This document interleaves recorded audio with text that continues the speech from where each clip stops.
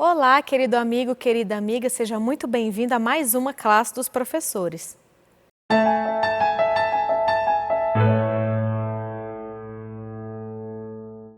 Estamos iniciando o estudo da nossa lição de número 7, que tem como tema Descanso, Relacionamentos e Cura. E é uma lição que fala sobre graça e perdão.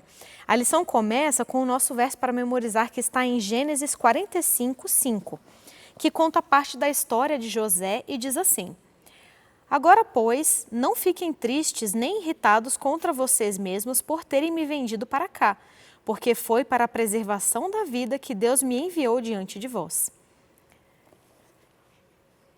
A lição também traz no sábado uma história muito interessante, que é a história de um homem que foi erroneamente acusado de abuso sexual. A mulher acusou, o homem acabou sendo preso e ele ficou 14 anos preso, pagando por um crime que ele não cometeu. Até que um dia, um exame de DNA provou que ele era inocente.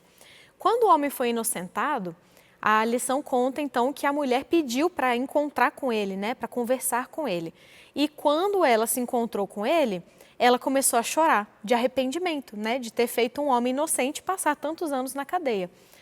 E ela estava lá chorando copiosamente e a lição conta que o homem veio, segurou as mãos dela e a única coisa que ele disse foi: eu te perdoo. Então, o tema da lição dessa semana é justamente a graça. Bom, para a gente iniciar, eu gostaria então de apresentar para vocês os nossos professores dessa semana. Nós temos conosco aqui o Gilson, seja muito bem-vindo. Obrigado, sempre disposto a colaborar. Ele é membro da Igreja Adventista do Lago Sul.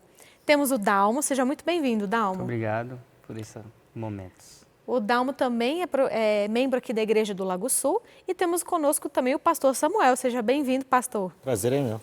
Ele também é membro da Igreja Adventista. Meu nome é Jéssica e eu também sou membro da Igreja Adventista do Lago Sul.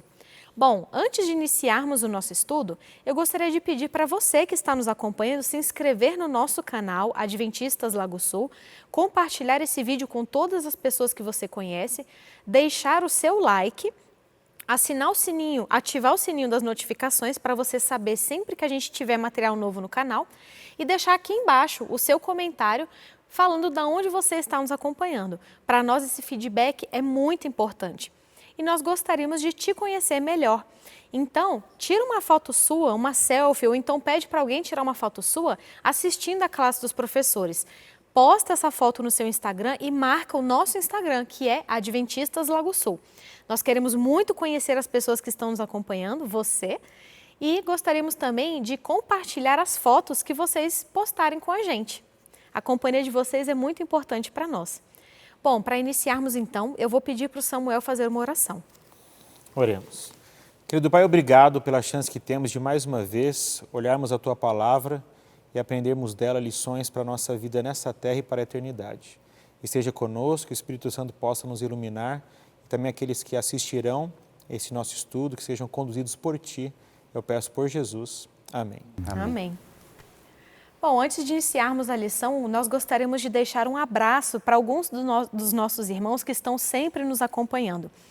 E o nosso abraço de hoje fica para Janete Intiquite, ela nos acompanha de Moçambique, a Igreja Adventista de Manhaua, o Isalino, que está nos acompanhando da Zâmbia, a Maria José, que nos acompanha de Praia Grande, litoral de São Paulo.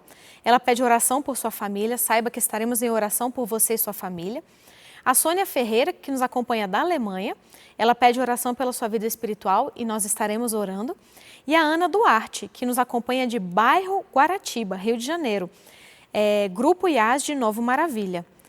Bom, o feedback de vocês é muito importante para nós. Nós estamos muito felizes com todos vocês que já estão compartilhando no Instagram as selfies de vocês. E você que ainda não compartilhou, não fique de fora dessa. Então, para iniciarmos a nossa lição maravilhosa que essa semana fala sobre a graça, eu gostaria de perguntar, pastor, a lição começa contando do momento do primeiro reencontro, do reencontro de José com seus irmãos, depois dos irmãos terem vendido ele como escravo. Como é que foi essa experiência? Jéssica, e é interessante a lição trazer essa história, porque a gente está estudando sobre descanso, Você mencionou que o tema principal unificador é a graça. E a história aqui é a história de uma família que sofreu muito né? Uma família que foi assim abalada por traumas terríveis. É a história de José, que ele foi vendido pelos seus irmãos, e o texto que a lição apresenta aqui de Gênesis 42, ele relata o que houve 21 anos depois. Então imagina José, um irmão vendido por seus outros irmãos, agredido por eles, com certeza trazendo sofrimento, né, no seu coração, 21 anos sem ver o seu pai, sem ver o seu irmão, a morte da sua mãe. E agora a lição aqui relembra o momento em que ele se depara com os seus irmãos. E só para resumir, a história é conhecida, ele tem ele conduz esse contato com duas estratégias que a gente talvez não entenda muito bem sem essa reflexão que a lição propõe. E a primeira coisa que ele faz é, quando ele encontra os irmãos dele ali, ele não se revela, ele não diz quem ele é, ele reconhece os seus irmãos que não mudaram muito fisicamente, ele mudou demais, né? Ele estava numa outra nação, numa posição que exigia dele uma certa indumentária, uma característica física, eles não o reconhecem, ele não falava com eles na língua que eles falavam, né? E ele, depois de ter uma entrevista com os seus irmãos, ele os acusa de serem espiões, deixa os seus irmãos 3 dias presos e depois dispensa, desde que um deles fique, para que eles tragam o irmão mais novo que eles tinham em casa. Então parece estranho, né? O que José está querendo, né? A lição fala de graça, sobre descanso, e parece que é um dilema aqui, né? E a segunda atitude dele é quando eles voltam, depois de um tempo, eles conversaram com o pai deles não queria que o filho mais novo viesse, e depois de um tempo, quando a comida acaba, eles retornam, e nesse retorno, ele mais uma vez tem uma estratégia para pressioná-los, né?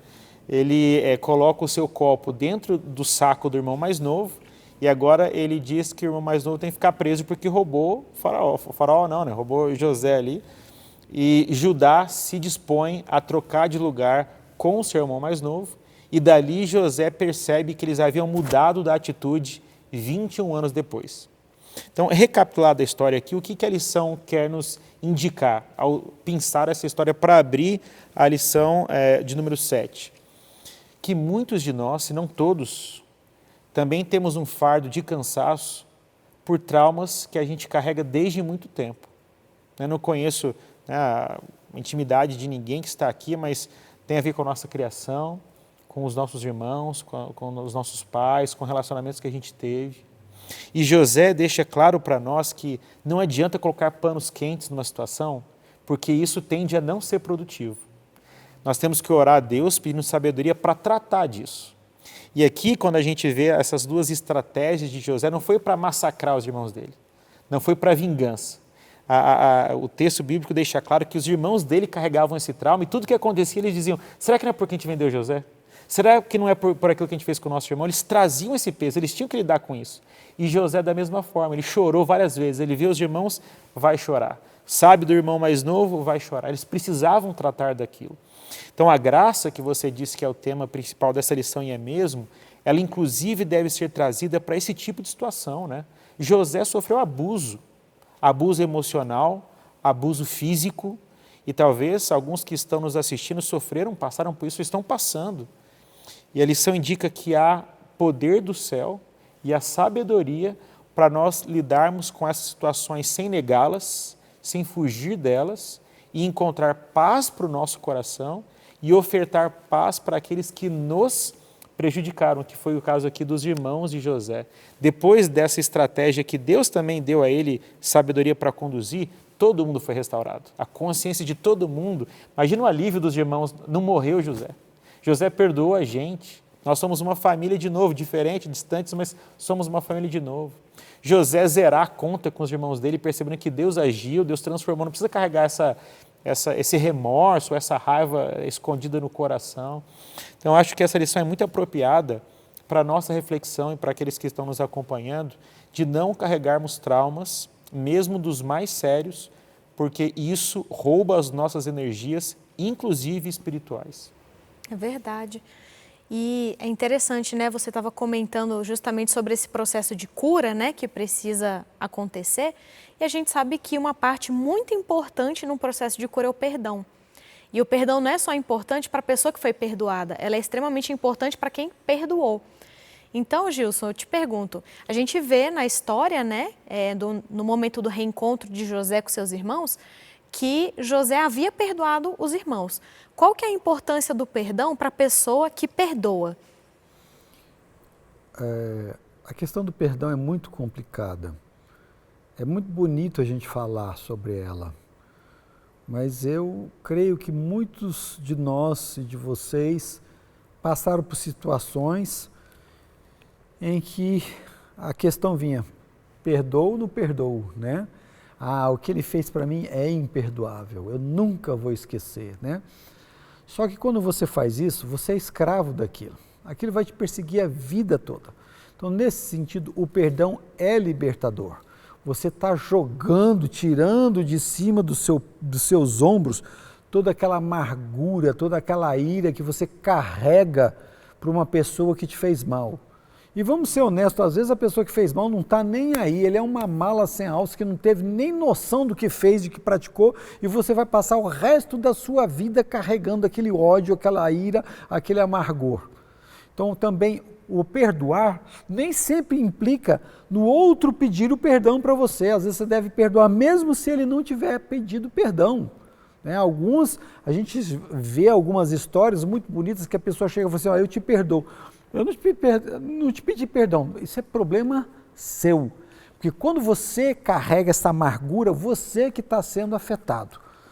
Nem sempre o outro quer nem te pedir perdão, mas você carrega aquilo durante a vida.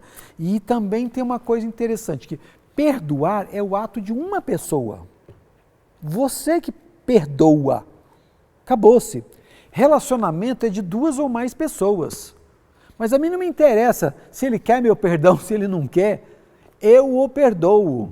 Porque eu tenho que me ver livre dessa carga que eu carrego a vida toda, que isso está me oprimindo. Então, o perdão depende só de você. Agora, relacionar é uma coisa também um pouco difícil. Nem sempre o ato de perdoar implica assim, eu te perdoo, então nós vamos ser os nossos melhores amiguinhos, vamos voltar. Não, não é assim. E aí a gente vê na história que José, entendendo isso também, colocou algumas provas para saber se os seus irmãos realmente tinham mudado, se dava para restabelecer aquele relacionamento, né? Porque se de repente os irmãos deles continuassem aquelas mesmas pessoas más, o coração dele tinha perdoado, ele entendeu a razão de ele ter sido mandado ali, ele foi a garantia de salvar a sua família, salvar milhares de pessoas. Então José compreendeu muito bem o seu papel na história, o que Deus queria dele. Por isso que ele foi também capaz de perdoar, ele entendeu. Quando a gente entende o plano de Deus, que Deus colocou na nossa vida, a gente é capaz de perdoar também aqueles que nos ofenderam. Então, ele entendeu. Agora, será que os irmãos deles mudaram? Não sei. Então ele fez essas provas todas para poder entender qual era a relação agora dos irmãos com ele. Então é uma questão de relacionamento, não é mais de perdão, né? Então ele apresentou o perdão, ele se livrou daquele peso, né? E ele já tinha se livrado, ele já tinha perdoado algum tempo atrás, porque senão ele não conseguiria ter alcançado tudo aquilo que ele cansou se ele tivesse arrastado com ele perdão. E tem gente que passa a vida toda arrastando atrás de si o perdão. Vocês já viram histórias de pessoas que falam assim, mas em 1912 ele não foi correto, ele largou não sei o que lá, ele fez... Então você vê aquela pessoa amargurada que passou a vida toda arrastando um bonde porque não perdoou. Isso é problema seu, meu irmão. Você que tem que perdoar. Agora, voltar a se relacionar, pode ser que sim, pode ser que não, mas você se livrou disso. Você se livrou desse peso, desse fardo. Agora, o relacionamento vai depender. E às vezes a gente tem que começar tudo do zero de novo, né? Então a gente vai ter que entrar em acordo, né? Ver se o indivíduo está realmente arrependido do que ele fez ou não. Isso é outra parte da história. Mas esse perdão é difícil, é muito difícil. Mas se você não fizer, vai ficar mais difícil a sua vida também. Verdade. E aí eu te pergunto, Dalmo, o que é perdão? Jéssica, o autor trouxe um brilho sobre esse assunto, que perdão é abandonar a vingança, né? A gente pode perguntar assim, ainda que fosse injustiça, ele concedeu o perdão, porque o que os irmãos dele fizeram, né, com ele era digno de justiça, né? Era imperdoável, né? Tipo, hoje em era dia, algo imperdoável. Então, e ele teve a oportunidade. E o que ele fez? Ele não praticou a vingança, porque ele poderia. Ele estava numa posição que ele poderia fazer o que quiser. Então, na nossa visão, José tinha o direito de fazer alguma coisa? Na nossa resposta é o quê? Sim. Mas no propósito de Deus, essa resposta é o quê? Não. Né? E a gente vê Pedro perguntar, então, quantas vezes a gente deve perdoar, né? 7 vezes? E Cristo já joga mais lenha nisso, né? Não, perdoa 70 vezes 7, conta aí, começa a perdoar, bota num caderninho, perdoa 70 vezes 7, né? Você vai ver. Então, quando você começa a perdoar até o caderninho, você vai esquecer. Né? A gente tem isso. O autor da lição ainda traz algumas questões para a gente... perdoar não dá o direito, o Gilson comentou aqui, perdoar não dá o direito de o agressor continuar fazendo alguma coisa. Né? Então, José tinha uma posição ali e os irmãos nem podiam fazer mais nada com ele, mas também nem dava o direito disso. Né? Então, José fez esse teste para isso. E ainda a gente pode perceber o quê? Que o autor da lição vem trazer uma coisa extremamente interessante, que a gente perdoa porque a gente também foi perdoado. E aí a oração do Pai Nosso diz, Senhor, né, perdoa assim como nós temos perdoado a quem nos ofende. Então a gente já recebeu perdão. Então por que não compartilhar o perdão? Eu posso praticar a vingança com alguém que trouxe alguma coisa para mim? Posso. É bom? Não é. A gente percebe que o alívio é mais para quem perdoa do que para quem você vai praticar a vingança. É verdade. Pastor, você comentou no início que aconteceu todo um processo ali, né? E que José, quando ele encontrou os irmãos, né, ele se emocionou muito. Então, ele encontrou os irmãos depois de tantos anos, né, 21 anos que você comentou, Isso. né? E aí ele encontra os irmãos e ele sai para chorar. Aí ele encontra, né, o irmão mais novo, que ele não conhecia, ele também sai para chorar. Então, você vê que ele deu vazão, assim, também às suas emoções. E aí, a lição traz 2 pontos importantes, né? O primeiro é o ponto de que nós temos a liberdade de sentir. Não é só porque nós temos a obrigação de perdoar que nós também não temos o direito de sentir. Então, assim, se alguém muito próximo nos trai, né, nos engana, faz alguma coisa que machuca, nós temos o direito de nos sentirmos machucados e de processar aquilo e chorar e tal, assim como José fez. E o segundo ponto que a lição traz é justamente falando que o perdão, ele é uma ação racional da parte da pessoa que perdoa. Então, é algo que sobrepuja o emocional. Então, a gente vê assim, a pessoa tem o direito de ter emocional, mas o perdão, ele é uma reação racional, uma decisão racional que a pessoa toma. O que você tem para falar para a gente? Então, Jéssica, sobre essa primeira questão de um cristão expressar sentimentos ruins que ele carrega, a Bíblia, através da Bíblia, acho que uma maneira interessante de nós percebermos como isso funciona aos olhos de Deus, são os salmos imprecatórios. O que são os salmos imprecatórios? São salmos onde o salmista, que pode ser Davi ou algum outro salmista, ele expressa para Deus sentimentos ruins e até desejos negativos que ele nutre por outras pessoas. Eu quero só dar um exemplo aqui através do Salmo 69, que inclusive traz aqui uma parte profética sobre o próprio Cristo, mas se a gente ler aqui, por exemplo, a partir do verso 22 do Salmo 69, aqui Davi está desejando essas coisas que são ruins para inimigos que ele tinha, inimigos pessoais. Então olha só o que ele fala. Sua mesa torne-se-lhes diante deles em laço, e a prosperidade em armadilha. Obscureçam-se-lhes os olhos para que não vejam, e faze que sempre lhes vacile o dorso. Derrama sobre eles a tua indignação e que o ardor da tua ira os alcance. Fique deserta a sua morada e não haja quem habite as suas tendas, e por aí vai. E ele dá as razões aqui, e a razão é porque eles estavam perseguindo Davi. Imagina, você tem inimigos que te perseguem, que querem destruir a sua vida, que querem minar o seu governo. É natural que você queira, né, poderia desaparecer, poderia morar em outro lugar, podia ir para bem longe, né? Agora, algumas coisas que a gente pode aprender dessa forma de Davi se expressar. Davi, ele abriu o seu coração indignado para Deus. Ele não foi para, vamos imaginar uma situação mais próxima à nossa realidade. Não, tenho um problema com o Gilson, vou vir aqui no Dalma e vou falar toda a minha indignação para o Dalma a respeito do que eu sinto pelo Gilson. Não é o que a Bíblia está recomendando. Esses sentimentos mais pecaminosos, eu diria, não porque eles não são justificáveis, mas porque são muito negativos, eles devem ser expressados da maneira correta, e o que Davi está nos ensinando aqui é que a melhor pessoa para ouvir o nosso pior é o nosso Deus. Então, Deus, eu estou muito chateado com o meu esposo. Estou muito chateada, né, com o meu esposo, porque fez isso, isso, isso. Eu cheguei até a querer uma coisa muito ruim. Querer que ele, eu até desejei que ele comesse essa comida que passasse mal de raiva que eu estou dele hoje. Né? Então, eu estou aqui dando um exemplo simples, até simplório, para mostrar como na prática isso funciona. Tem que falar para Deus quando eu estou chateado. Não é pecaminoso dizer para Deus que eu estou muito ofendido, que eu até pensei em coisas que eu não deveria, que eu nutri sentimentos terríveis sobre alguém, mas a forma como eu faço é importante para a pessoa certa, que é para Deus, e também na perspectiva de deixar com Ele a justiça. Veja que Davi, embora diga que coisas ruins, ou que ele nutria desejos negativos por esses inimigos, ele não toma a justiça nas mãos dele.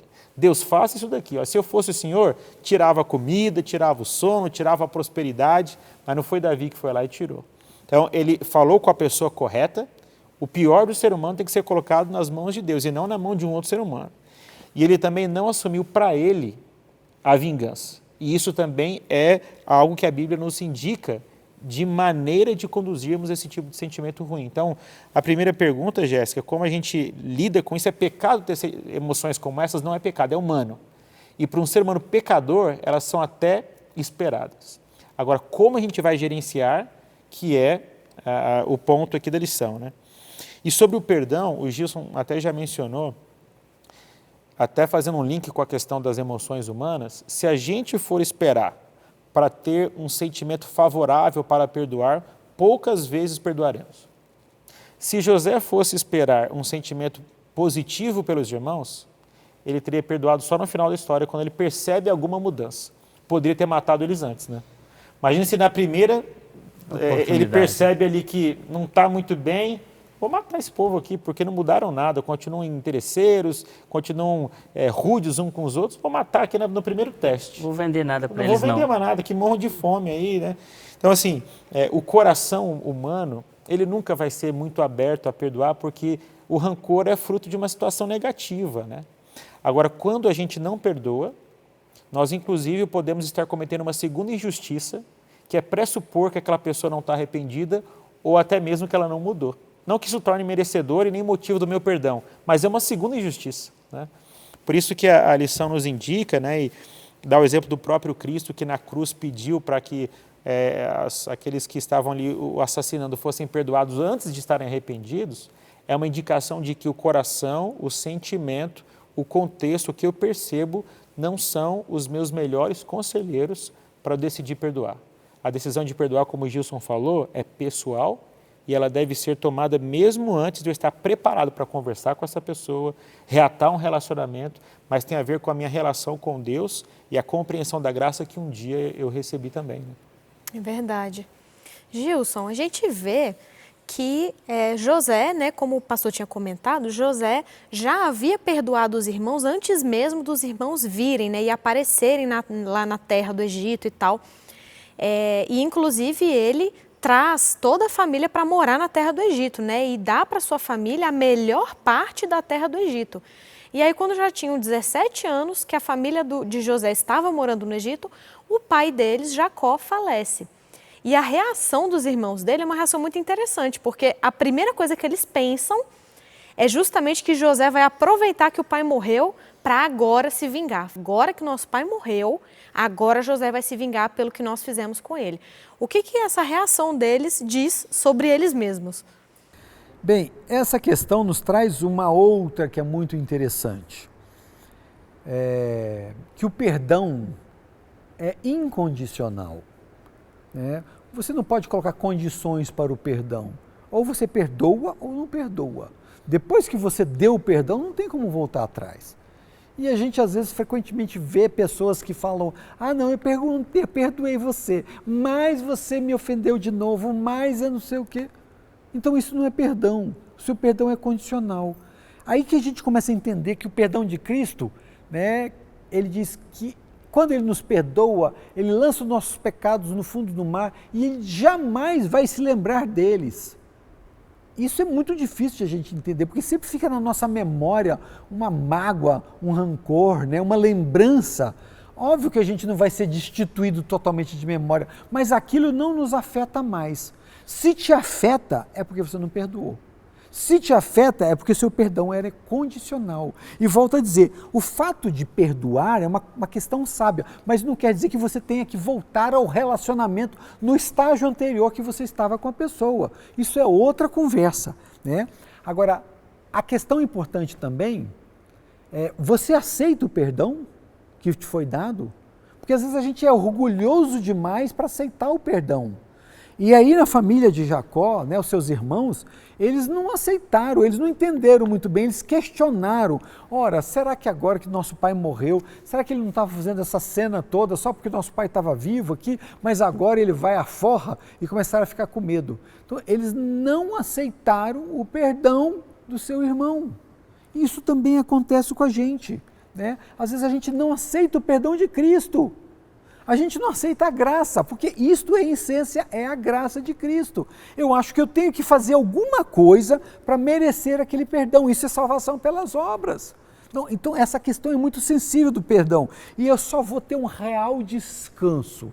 Eu só vou poder descansar de todas as formas, física, mental, espiritual, quando eu aceitar o perdão, né, do meu próximo e entender que o perdão de Cristo foi incondicional. Nada que eu faça daqui para frente vai tirar aquele perdão para trás. Então eu tenho que pedir perdão das coisas novas que eu fiz. Por isso que tem o 70 vezes 7. Né? Quando a gente perdoa 2, 3, 4 vezes pela mesma ofensa, ah não, ele está de brincadeira, ele está zoando comigo, não é possível, isso é má fé. Como é que o indivíduo vem com essa cara lavada me pedir perdão? Você perdoou ou não perdoou? Se perdoou... É a primeira vez, né, Gilson? Ficou para trás, se ele está te pedindo, é a primeira vez, não é a você décima. Não se lembra mais disso. Quantas vezes ele te pedir, você vai perdoar. É difícil? Ou se é difícil. É só através da graça de Cristo que a gente pode descansar nesse perdão, que a gente pode ter paz para a nossa alma, refrigério, né? E aí a gente vai começar a entender o que Cristo passou para nos perdoar. E mais, sem ter tido culpa nenhuma, né? Ele não tinha culpa no cartório, ele não fez absolutamente nada, ele não ofendeu ninguém, mas ele perdoou o que nós fizemos contra ele e não se lembra disso, nos chama de irmãos, né? E faz tudo para o nosso bem. Isso é inaceitável na nossa cabeça, a gente não consegue compreender, mas é isso que a gente deve perseguir.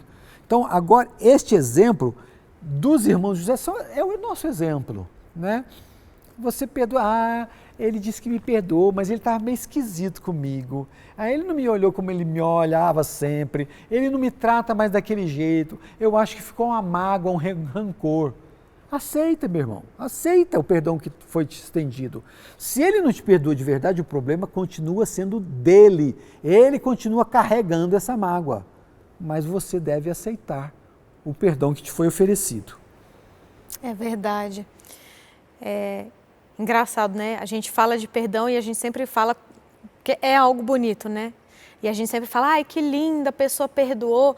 E a lição traz lá a história do homem que foi condenado injustamente, né? Passou 14 anos na prisão. E aquele homem conseguiu, depois de tudo isso, perdoar a mulher que tinha colocado ele lá. E eu fico pensando assim, se fosse eu no lugar, acho que eu não tinha conseguido, não. Eu não teria esse cristianismo dentro de mim, não. Isso é um problema. E é uma coisa que a gente tem que parar para pensar. Se uma questão como essa, né, não precisa ser exatamente esse cenário, mas um cenário parecido acontecesse com a gente, será que a gente ia conseguir perdoar igual aquele homem fez? Aí vem um crescimento na graça também. Por isso que tem a escada da santificação.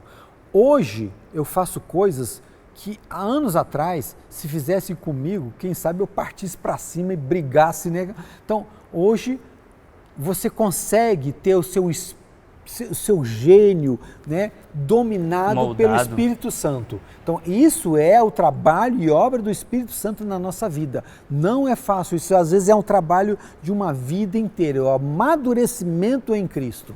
É verdade. E como é difícil controlar o eu, né? Dominar o nosso temperamento, o nosso ser. Dalmo, o que você poderia trazer para a gente para enriquecer e fechar com chave de ouro a nossa lição? Jéssica, ele vem tratando aqui o autor no final, né? Ele começa a fazer uma comparação de José com Jesus.